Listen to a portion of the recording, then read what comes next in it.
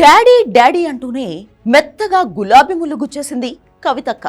డాడీని గుడ్డిగా ఫాలో అయ్యేదాన్ని కాదు నేను, నాకు కూడా ఐడియాలు ఉన్నాయి, నేను కూడా పార్టీని నడపగలను అనే విషయాన్ని చాలా జాగ్రత్తగా జనానికి అర్థమయ్యేలా ఓ లేఖ రాసేసింది.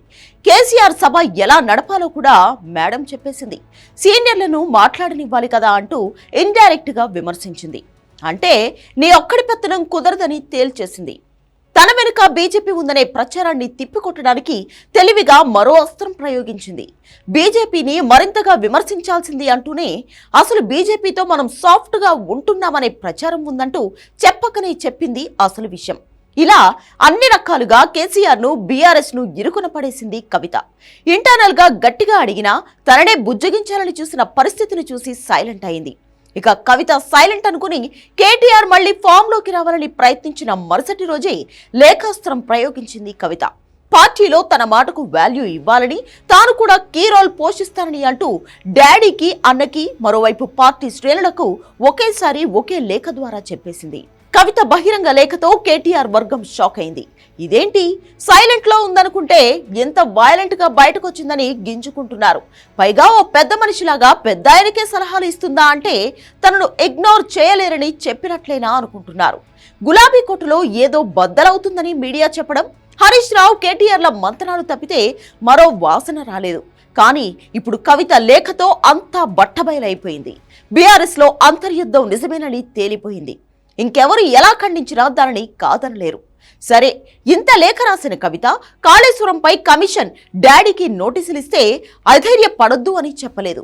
కనీసం రేవంత్ రెడ్డిని, కాంగ్రెస్ ను ఒక్క మాట అనలేదు. అసలు ఏ సమస్య లేనట్లుగా వేరే విషయాలు చెప్పుకొచ్చింది.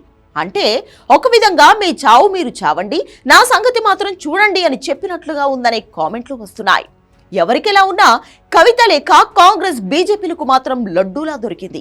కేసీఆర్ నియంత్రణ వ్యవహరిస్తారని మేం చెప్పడం కాదు, ఇప్పుడు కవిత లేఖ చూస్తే మీకే అర్థమవుతుందని అంటున్నారు. బీజేపీతో లాలూచి ఉందని కవిత చెప్పకనే చెప్పిందని కాంగ్రెస్ ఎత్తుకుంది. బీఆర్ఎస్ మాత్రం ఏం చేయాలో అర్థం కాని పరిస్థితిలో పడింది. కవితను తిట్టలేరు, విమర్శించలేరు. ఆ లేఖ రాయడం కరెక్ట్ కాదని అనలేరు.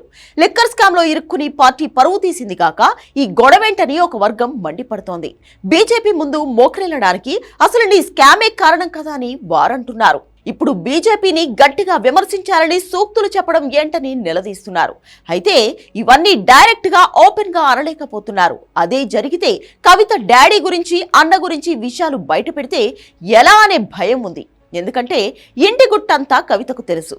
గత ప్రభుత్వంలో ఏమేం చేశారో అన్నీ తెలుసు. అందుకే లిక్కర్ స్కామ్ బయటపడి ఇబ్బంది పడ్డా కవితను ఏమీ అనలేకపోయారు. అంటే వీళ్ల విషయాలు కవిత ఎత్తుతుందని వారికి తెలుసు.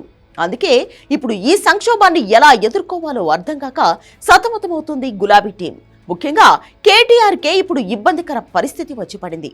బహిరంగ లేఖ రాసేదాకా వెళ్ళిందంటే ఎంతవరకైనా వెళుతుందని అర్థమవుతుందని గులాబీలో గుబులు మొదలైంది.